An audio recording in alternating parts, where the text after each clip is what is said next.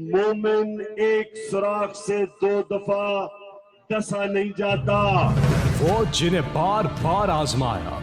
आइए उनकी कारकर्दगी का जायजा लें। पाकिस्तान के कर्जे 6,000 अरब से 27,000 अरब पर पहुंचा दिए, यानी हर पाकिस्तानी 1,35,000 रुपए का मकरूज हो गया।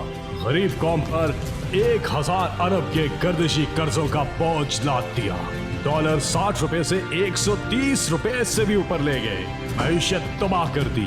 आटा, चीनी, दाल, घी, बिजली, गैस की कीमतों में 400% तक इजाफा कर दिया, जिससे आम आदमी का जीना मुहाल हो गया।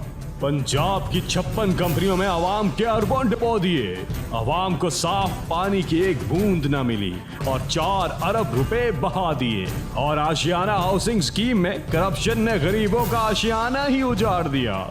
इनका हर मेगा प्रोजेक्ट मेगा करप्शन का नमूना पेश करता है। हजूर, ये हैं वो करप्शन के तजर्बाकार जिनकी सारी कारकर्दगी अपनी जायदादें बनाने और फैक्ट्रियां लगाने में ही है।